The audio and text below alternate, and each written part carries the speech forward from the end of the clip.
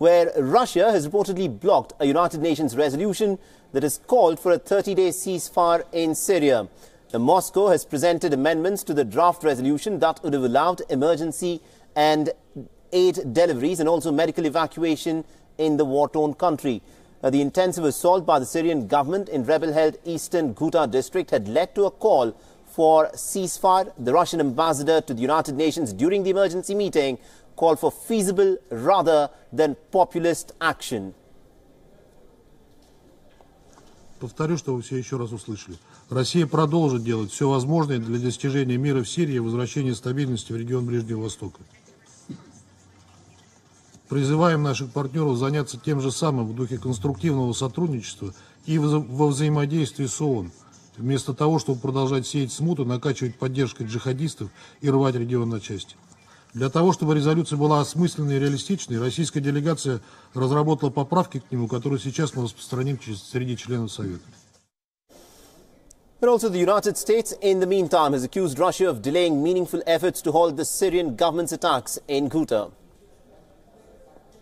The Russian permanent representative also asked that we, quote, come up with ways of getting out of this situation. Yet it appears to be intent on blocking any meaningful effort to do so. I don't think that anyone could argue that we have not made very strong efforts, stronger efforts, many would argue, than the previous administration on the issue of dealing with Syria.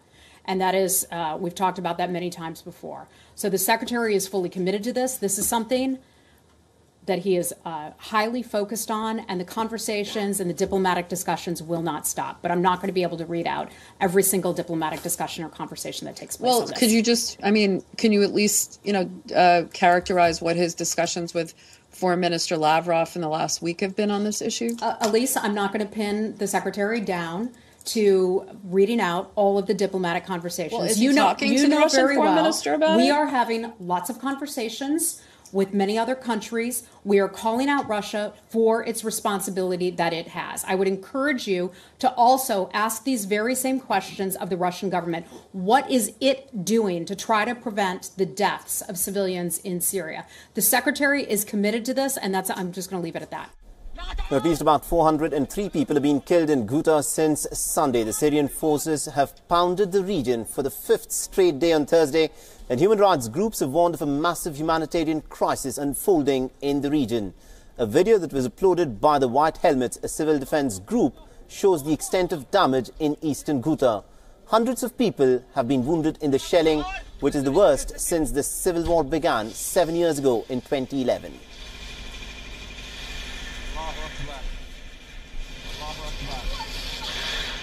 All right, now for more on this, we are joined in by our correspondent Daniele Pagani, who joins us from Amman in Jordan. Daniele, you're tracking the developments very closely as to what's in fact unfolding in Syria. How do you read the Russian position in this case, where the Russian representative in the United Nations said that Russia is committed to peace that is feasible and not something that is driven by populist demand? Why block a ceasefire, an immediate ceasefire for about a month, so that aid and humanitarian supplies could in fact be taken to the people who are in dire need in Ghouta there?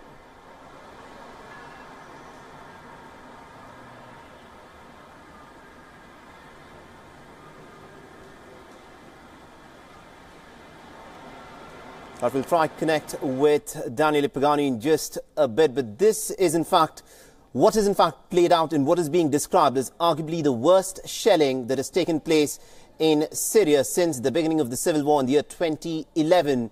Now, a ceasefire was to be called. The Americans had proposed for it in the United Nations.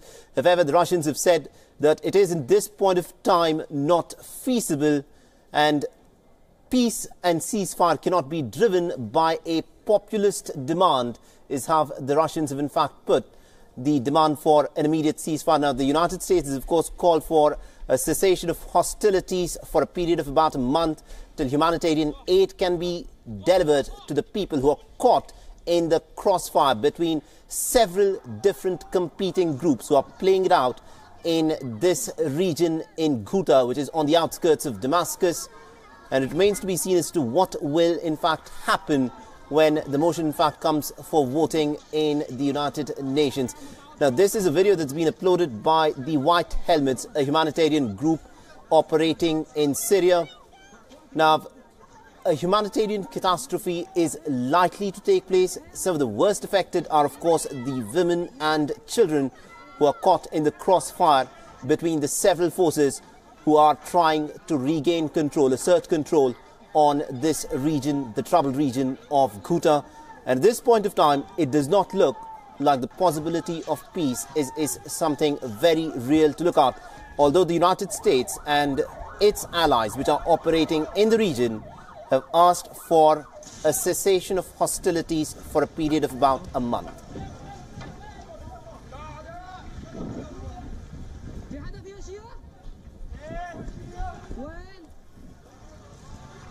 All right, I'm told that our correspondent Daniele Pagani is now with us. He's joining us from Amman in Jordan. Daniele, it's interesting that Russia, which says that it is interested in restoring peace in Syria, has shot down, in fact, a proposal for a month of cessation of hostilities so that aid can, in fact, be given to the people who are caught in the crossfire there.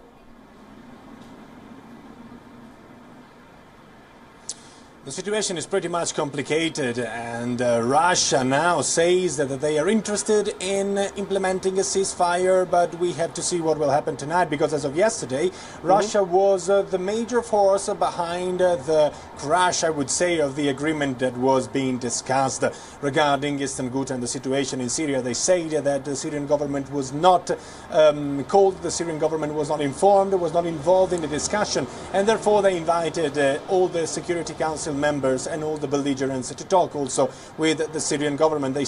Russia say that they are in favor of a possible implementation of a ceasefire if the ceasefire does not apply to organizations who have proved linked to Al-Qaeda or other terror outfit. And as you may understand, it will be difficult on the ground to precisely differentiate where these kind of organizations are located. So it is a very difficult vote.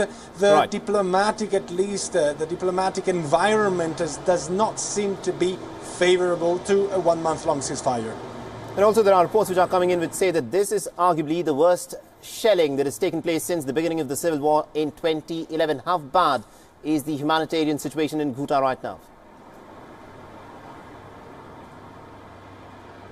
The humanitarian situation is a tragedy, I would say. In the last round of bombings, 6 hospitals have been shelled. These, as per sources on the ground, remember, we only have to rely on sources on the ground inside Eastern Ghouta. It's impossible to enter the area and to independently verify. 6 hospitals have been targeted, several children died.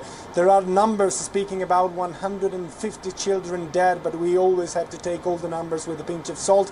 What is certain is that these were the worst weeks since the beginning of the siege of Eastern Ghouta in 2013, and as per sources on the ground, the situation has never been so hard. More than 400 people died, more than 1,500 civilians injured during the last wave of bombings. Right, we'll have to leave there. Thank you very much indeed, Daniele Pagani, for having joined us and got us all those details.